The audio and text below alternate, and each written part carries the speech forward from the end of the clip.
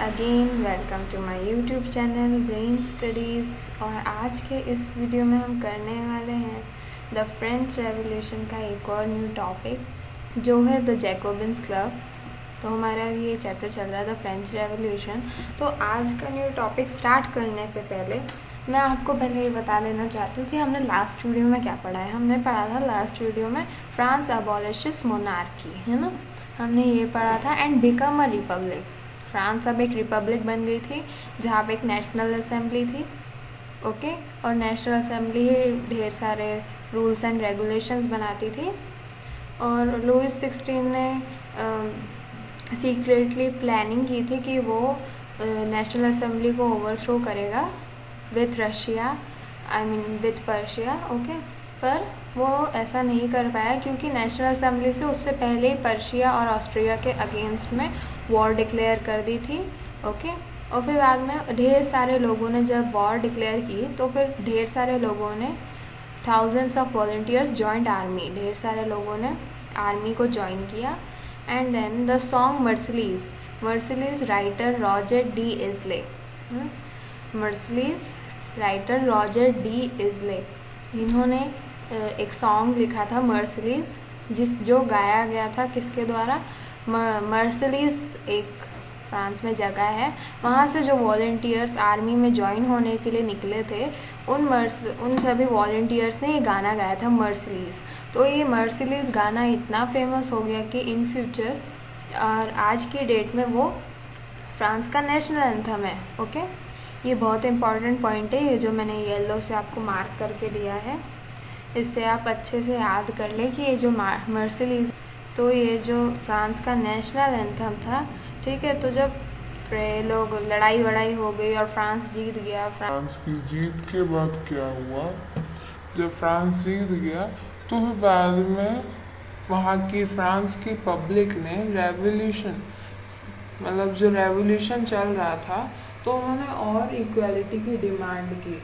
उन्होंने क्या डिमांड की, उन्होंने मांगा कि they want a greater demand for political equality. उनको और इक्वालिटी चाहिए थी, पॉलिटिकल इक्वालिटी, जिसमें उन्होंने मांगा था voting rights for weaker section of society. उन्होंने कहा था कि वीकर सेक्शन है, जो थर्ड स्टेट के जो लोग थे, जो बहुत नीचे आते थे, उनके साथ साथ जो बड़े, मतलब जो फर्स्ट और सेकंड स्टेट के लोग थे उन्हें तो मिल ही रहा था, और जो थर्ड स्टेट के अपर स्ट्रेटा वाले लोग थे उन्हें भी मिल रहा था, पर वो चाहते थे कि थर्ड स्टेट के लोअर स्ट्रेटा वालों को भी मिले voting right, okay. They ask for freedom to form political clubs, क्योंकि वहाँ पे अभी तक बस नेशनल असेंबली खाली एक पॉलिटिकल क्लब था। पॉलिटिकल क्लब मतलब पॉलिटिकल पार्टीज़, है ना। तो उन्होंने कहा कि हम लोग पॉलिटिकल क्लब्स और पार्टीज़ बना सकें, ओके। तो फिर इसी से क्या हुआ कि ये दोनों चीज़ें नेशनल असेंबली ने वहाँ की सोसाइटी को ग्रांट कर दी, voting right for weaker section और freedom to form political clubs. तो इससे जब ये जो सेकेंड वाला था freedom to form political clubs, तो इससे बर्थ ऑफ जैकोबिन्स क्लब, इससे हुआ जैकोबिन्स क्लब का बर्थ, ओके। इससे रिलेटेड एग्ज़ाम में क्वेश्चन बनते हैं, इसलिए मैंने इसका एक सेपरेट वीडियो बनाया है। So let get start, okay. तो अभी हम पढ़ेंगे जैकोबिन्स क्लब के बारे में। तो जैकोबिन्स क्लब के मतलब मेंबर्स कौन कौन थे, उनका लीडर कौन था, उनका ड्रेस कोड क्या था, हम ये सब अभी पढ़ने वाले हैं, ओके। तो जैकोबिन्स क्लब को उसका नाम कहाँ से मिला, from where they got the name of Jacobins club as Jacobins, okay. So got its name from convent of Saint Jacob in Paris, okay. Saint Jacob, एक जैकब नाम के एक सेंट थे, क्रिश्चियन सेंट, उनका कॉन्वेंट था। Convent एक मतलब school कह सकते हैं, क्रिश्चियन स्कूल, जो संडे स्कूल्स होते थे ना, वो उन स्कूल्स को कॉन्वेंट बोला जाता है। तो वो कॉन्वेंट स्कूल के एक सेंट था, सेंट का नाम था जैकब। तो जैकब यहाँ से ही उनका नाम, मतलब इन्होंने अपने उसका क्या बोलना चाहिए, अपने क्लब का नाम जैकोबिन्स रखा, ओके। मेंबर्स कौन कौन से स्टेटस पे होते थे, mainly from less prosperous, less prosperous section, यानी कि जो थर्ड स्टेट के जो लोग थे मेनली वही लोग इसी में पार्टिसिपेट किए करते थे। ओके, तो इसके लीडर कौन थे ये इंपॉर्टेंट है, ये याद कर लें। लीडर थे मैक्सिमिलियन रॉबेस्पियर। ओके, बहुत टफ सा नाम है बट आपको याद करना होगा। ओके, और इनका ड्रेस कोड क्या था? इनका ड्रेस कोड था लॉन्ग स्ट्रिप्ड ट्राउज़र, मैन वोर रेड कैप। ये जो पूरा लॉन्ग स्ट्रिप ट्राउज़र, मैन वोर रेड कैप्स, ये सेम टू सेम वुमेंस के लिए भी था, क्योंकि इस क्लब में मेंस और वुमेंस दोनों पार्टिसिपेट कर सकते थे। तो देखिए ये मैंने कुछ फ़ोटोज़ लगाए हैं, ये थे जैकोबिन्स क्लब के मैन। तो आप देख सकते हैं कि इन्होंने रेड कैप्स पहनी है और साथ में वुमेन, यहाँ पे वुमेन ने भी पहनी है ना। और लॉन्ग स्ट्रिप्ड ट्राउज़र्स आप देख सकते हैं इन्होंने पहने हैं। इन्होंने भी लॉन्ग स्ट्रिप्ड स्कर्ट पहना है ना। ओके, तो ये रेड कैप ही क्यों पहनते थे? रेड कलर्ड कैप ही क्यों पहना इन्होंने? क्योंकि ये था साइन ऑफ लिबर्टी, ये लिबर्टी को दर्शाता था। Okay, they were known as sans क्लूटोस।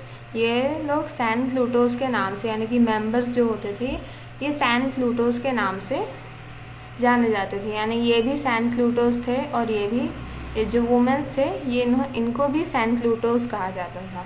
तो यानी सैन क्लूटोस का मतलब क्या है? Those without knee breaches,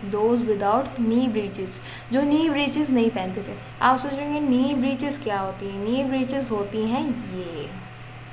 okay, ये आप देख सकते हैं ना, लॉन्ग बूट्स जो नीज तक गए हैं, ये जैसे अंकल ने पहने हैं, है ना, इन्हें बोलते हैं नी ब्रीचेस। सो आप देख सकते हैं कि जैकोबिन्स क्लब के जो मेंबर्स थे उन्होंने तो ऐसे शूज़ नहीं पहने ना, इन्होंने ऐसे शूज़ नहीं पहने, इन्होंने नॉर्मल फुटवेयर्स पहने हैं, नॉर्मल शूज़ इन्होंने पहने, इन्होंने नी ब्रीचेस नहीं पहने। तो ये इन्हें क्यों ऐसा ये लोग क्यों नहीं पहनते थे? क्योंकि ये इनसे अलग बताता था। क्योंकि आप ये देखिए, ये जो अंकल हैं जिन्होंने नी ब्रीचेस पहने हैं, इन अंकल को देख के आपको लग रहा होगा कि ये बहुत प्रॉस्परस इंसान है, मतलब ये बहुत प्रॉस्परस बंदा है सोसाइटी का। पर इन्होंने खुद को अलग बताने के लिए, इन्होंने खुद नोबेलिटी लोगों से अलग बताने के लिए उन्होंने कहा कि नहीं, हम इनसे थोड़े अलग हैं, इसलिए ये लोग नी ब्रीचेस नहीं पहनते थे। इन्होंने देखिए, आप इनके रहन सहन और कपड़ों से भी आपको लग रहा होगा कि ये एक, मतलब क्या कहना चाहिए, एक लोअर सोसाइटी से ये लोग बिलोंग करते होंगे ज़रूर, है ना। तो अब देखिए, इन्होंने नी ब्रीचेस नहीं पहने हैं, इन्होंने पहने हैं क्योंकि खुद को डिफ्रेंशिएट इन्हें करना था, खुद को अलग से बताना था कि हम इनसे अलग हैं। ओके, तो ये था पूरा क्या बोलना चाहिए, जैकोबिन्स क्लब के बारे में। ओके, ये हमने पूरी आपको जैकोबिन्स क्लब के बारे में इंफॉर्मेशन दे दी है। इसका अगर कोई भी 3 to 5 मार्क्स के एग्ज़ाम में क्वेश्चन बनता है तो आप यही 4-5 पॉइंट, यानी कितने पॉइंट्स है, 6 पॉइंट था, 6 पॉइंट्स ये आप पूरे लिख दीजिएगा, आपके पूरे 5 या 3 पॉइंट्स, 5 to 3 मार्क्स आपके हाथ में होंगे। ओके, सो गाइज, इस वीडियो में, आज की वीडियो में बस इतना ही। I hope you have understand what is Jacobins club. और कोई भी डाउट या क्वेरी है इससे रिलेटेड तो आप नीचे कमेंट बॉक्स में लिख सकते हैं ऑब्वियसली। और thank you for watching up to last. Okay, again बोल रही हूँ, कोई भी क्वेरी या डाउट है so you can write in comment box and share, like and subscribe my channel so that you can get daily updates of my channel. Thank you, watching up to last.